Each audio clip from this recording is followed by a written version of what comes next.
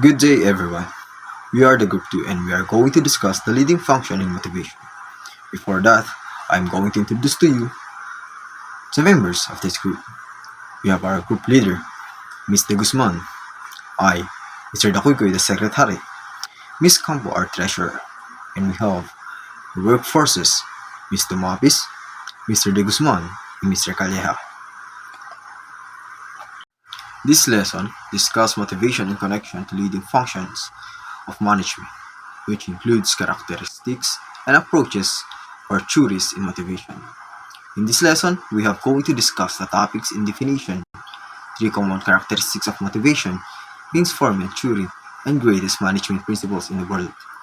So, in the definition of motivation, it derives from the Latin word movere, which means to move.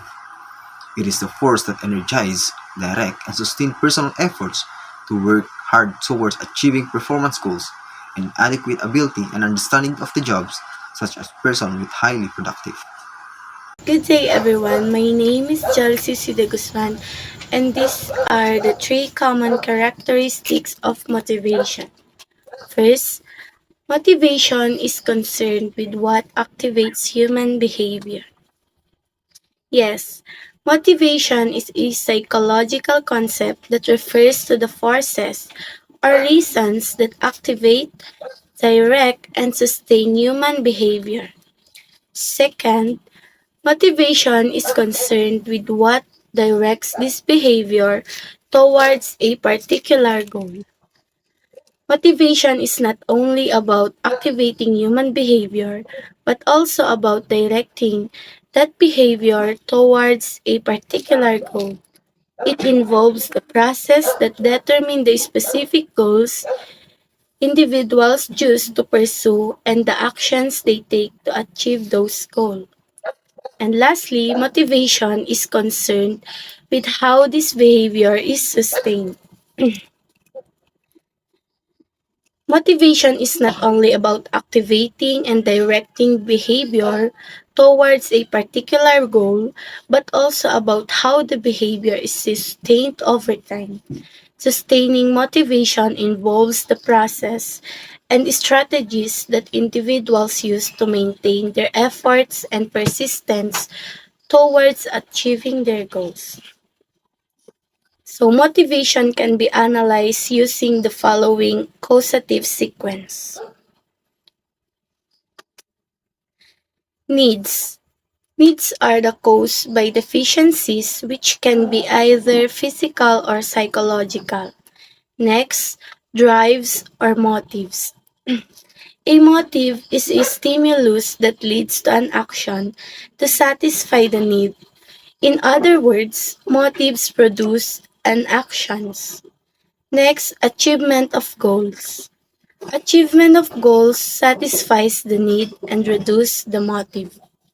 So what motivates people? These are the different approach to determine what motivates people. First, scientific management approach. Second, achievement power affiliation approach. And third, motivation maintenance approach. And the last is expectancy approach to motivation. Hi, my name is Cliford de Guzman, and I am here to report about scientific management approach. Frederick Taylor and the scientific management. Taylor's ideas were based on his belief that existing reward systems were not designed to reward individuals for high performance. He believed that when highly productive people discover that they are being compensated basically the same as less productive people, then the output of highly productive people will decrease. Taylor's solution was quite simple. He designed a system whereby an employee is compensated according to individual production. Taylor solved the problem by breaking down jobs down into components and measuring the time to accomplish each component. In this way, Taylor was able to establish standards of performance scientifically. Once the standard was reached, a significantly higher rate was paid, not only for the units above the standard, but also for all units produced during the days.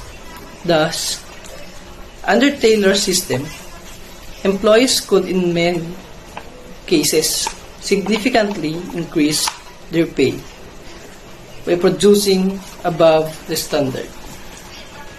The scientific management approach to motivation is based on the assumption that money is the primary motivator. The equity theory. Equity theory is based on the idea that people want to be treated fairly in relationship with others. Inequity exists when a people perceives his or her job inputs and outcomes to be less than the job inputs and outcomes of another person. And that's all my report. Thank you. Maslow's hierarchy of needs. Maslow's hierarchy of needs is a theory proposed by Abraham Maslow. This is based on the assumption that individuals are motivated when a number of their needs are satisfied and that money can directly or indirectly satisfy only some of these needs. So we have here the five levels of hierarchy of needs from the most basic from the highest.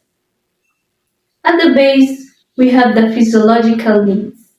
These are the basic requirements for human survival, such as water, food, shelter, clothing, and sleep.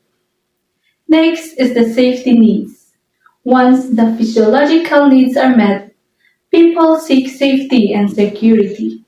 This includes job security, benefits, life insurance, safety regulations, and so on. The third level of needs is the social needs. After safety, people desire social relationships, friendships, and intimacy. This level encompasses the love from family and friends, as well as the need to feel a sense of belonging in a community. Fourth level of needs is the esteem needs. Once social needs are satisfied, individuals strive for self-esteem and recognition from others. This can come from achievements, status, and respect. Lastly, at the top is the self-actualization, where individuals seek personal growth, fulfillment, and realizing their potential. This involves opportunities for innovation and creativity, trainings and seminars, and etc. Maslow believed that people must satisfy the lower level needs before progressing to the higher levels. However, not everyone reaches the self actualization stage, as it requires meeting all the other needs first. Next is the achievement power affiliation approach. These are the three needs to satisfy, which are the need to achieve, the need for power, and the need for affiliation. First is the need to achieve, a desire to do something better or more efficiently than it has been done before. Individuals with a high need to achieve set challenging goals for themselves and strive to excel in their pursuits. They enjoy taking on challenges and often seek feedback to improve. Second is the need for power. This involves a desire to be strong and influential and an in control of situations for or people. People with high need for power enjoy leading others, making decisions, and having authority. They may seek position of leadership and enjoy competing or winning in competitive situations. The third one is the need for affiliation. This is the need to establish and maintain friendly relationship with others. Individuals with a high need for affiliation value social connections, friendships, and being part of a group. They enjoy social interaction, are cooperative, and often prioritize harmony in relationships. These three needs can influence people behavior, choices, and interaction in various aspects of their lives. Some individuals may be driven by all three needs to varying degrees, while others may prioritize one or two over the others. Understanding these needs can help explain why people behave the way they do in different situations. Moving on to the motivation maintenance approach, was developed through extensive interviews with around 200 engineers and accountants across 11 countries in the United States. The interviews revealed that certain factors were associated with good and bad feelings. The factors that were most frequently mentioned in association with good feelings were achievement, recognition, responsibility, advancement, and the characteristic of the job. These factors contribute to employees feeling fulfilled and motivated in their roles.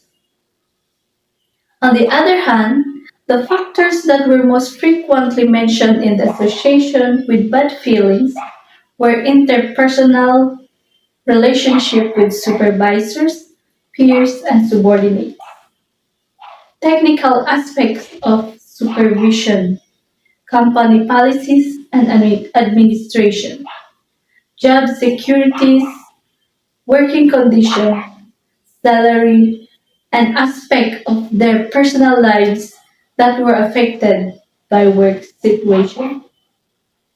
Therefore, giving attention to these factors may induce motivation among employees. Expectancy approach to motivation suggests that an employee motivation is influenced by three key beliefs. First one is the expectancy. This refers to the employee's belief that putting in effort will result in achieving the desired level of performance. In simpler terms, it's about believing that hard work and effort will pay off in terms of performance. Next is the instrumentality.